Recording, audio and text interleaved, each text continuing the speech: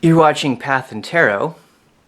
I'm Brent, and this is Path and Answers, where I answer your questions about the tarot. I'll give you a card at the end and send you on your way. Okay, so let's get into this one. Are tarot cards easy to learn? Yes and no. We'll start with yes. I feel it's a skill and a practice that you can get into quite easily. You can get your first deck and just look at the cards and use your intuition. What's the first thing that comes to your mind when you see this particular card? And then you just add up the cards to create yourself a linear story, beginning, middle, and end, and work with it that way. But it gets more complex as you go deeper into the skill. It also reminds me of chess. Chess would be a good analogy. You can learn all the rules for chess, what each piece does, and play a few games. But it takes a long time to actually master the game. It's such a complex game to play against other opponents. And I think tarot is kind of like the same way. But we can also draw another analogy too, because when I look at the tarot and reading of the cards, I see it as a performance-based skill. You're a performer in a way, performing either for yourself, you're practicing, or performing something for somebody else as a reading. Another analogy we can make is musicians. The performers, with your instrument, vocals, whatever it is you're doing. And there's always been a spectrum of skill when you're dealing with music, the idea of musicianship. You're going to have players that are very intuitive, that can play without knowledge of music theory or even being able to read music, and they play exceptionally well. Then you have the other end of the spectrum that have a deep knowledge of music theory. They can read music, they can sight read it, but they lack the ability to intuitively play for themselves because they're so used to performing, other people's music and such. And then there's musicians in the middle where they seem to be able to handle all of it, and they can play intuitively just as well as they can read music. And then you've got the other ends of it that are maybe more intuitive or maybe more theoretical and read music more. It's a spectrum, and I see the tarot in the same way.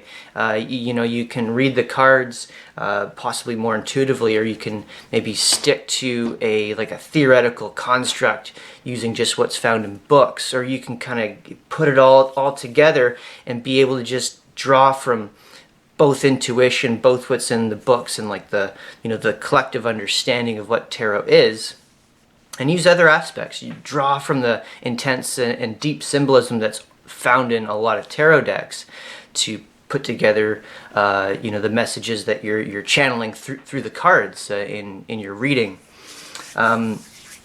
So yeah, it's yes and no, because this is a skill, like chess and music, where it takes a lifetime to master. You can spend your whole life with the tarot cards and always have room to keep going. There's always headroom to expand and learn more.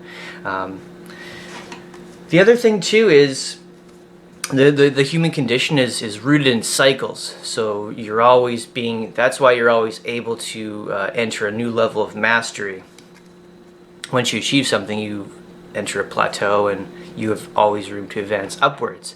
Get to the universe at the end of the 22 trumps, you see the scope of what it is you're looking at, but then you become the fool again because you realize that there's much more to learn, and you re-enter another cycle. So the moment you realize you know everything, you know nothing, because you always have to start again. It's the hero's journey. You should take it. Let's get into the tarot and get a card here. Judgment.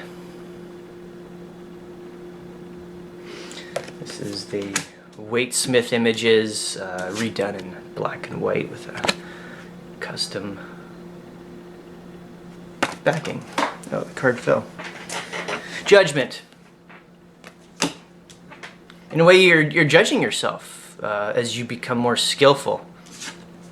As you expand yourself, you have to constantly reawaken, reimagine, redo, recreate yourself and your skills, practicing, becoming better, becoming the fool again. The interesting thing about Judgment, it's very close to the end, so you're right at that last point where you can see the universe and see the whole scope of things and become the fool once more to go back through the journey. So Judgment's almost like that last step before you have that expansion of knowledge, but then you reconstrict back into a fool to go back through that journey to go up to that next plateau and go further and further and further. Judgment.